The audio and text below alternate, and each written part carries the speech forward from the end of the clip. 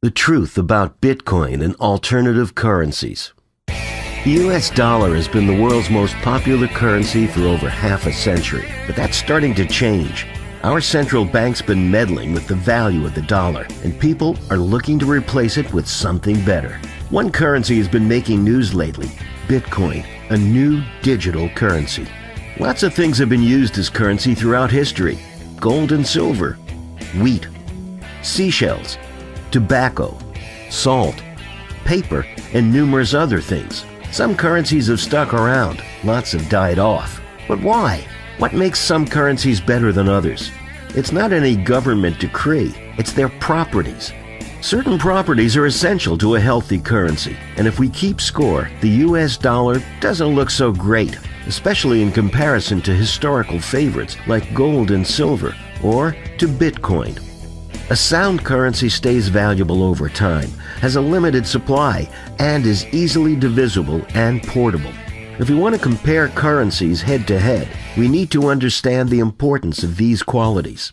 Imagine that a currency doesn't stay valuable over time. For example, let's say we use bananas as a currency. Well, bananas have a lifespan. They eventually rot. A large store of savings in bananas would eventually turn to mush, and nobody wants to trade rotten fruit with each other. The US dollar doesn't rot, but thanks to the central bank, it's lost about 95% of its purchasing power in the last 100 years. Gold and silver don't rot either. They're durable and have a long history of being valuable. Bitcoin also doesn't degrade over time. The ones and zeros will be the exact same 50 years from now. It's a decentralized currency, not issued by any one institution, which means its value is independent of a government or central bank. As long as people find it valuable, it will stick around. Next, imagine a currency without a limited supply. Let's say we use wooden nickels as a currency. What happens when people start carving their own? If people can easily create more currency for themselves, economic prices become meaningless. Since the 1970s, the US dollar has had anything but a limited supply. The central bank has created trillions of dollars out of thin air, devaluing everybody else's dollars in the process. In contrast, the supply of gold and silver has been relatively constant for the last few millennia. Bitcoin also has a stable supply. In fact, at any given time, we know almost exactly how many exist and at what rate they will be produced in the future. No more than 21 million Bitcoins will ever be created. It's written straight into the code. Counterfeiting might also increase the supply of currency by defrauding people. The only difference between money printing and counterfeiting is who's behind it. The result is the same.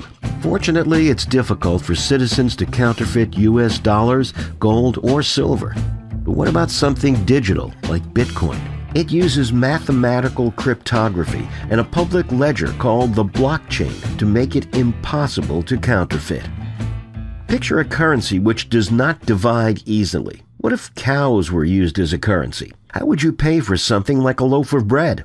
A cow is worth much more than one loaf of bread, and it would be very difficult to divide a cow into small enough units to make a fair trade.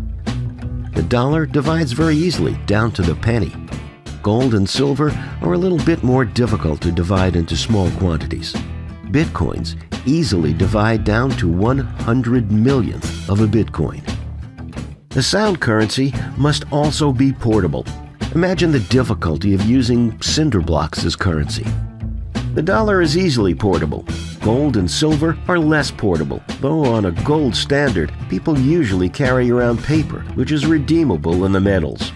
And Bitcoins can be sent anywhere in the world with internet access instantly, regardless of the size of the transaction, and at almost no cost. So how do these currencies match up against each other? You decide for yourself. We can't know what the best currency is. We discover it over time. But if central banks keep inflating the money supply and people are free to choose, the US dollar likely can't stand toe-to-toe with its competition. To learn more about sound economics, visit fee.org. And to donate Bitcoin, scan this QR code.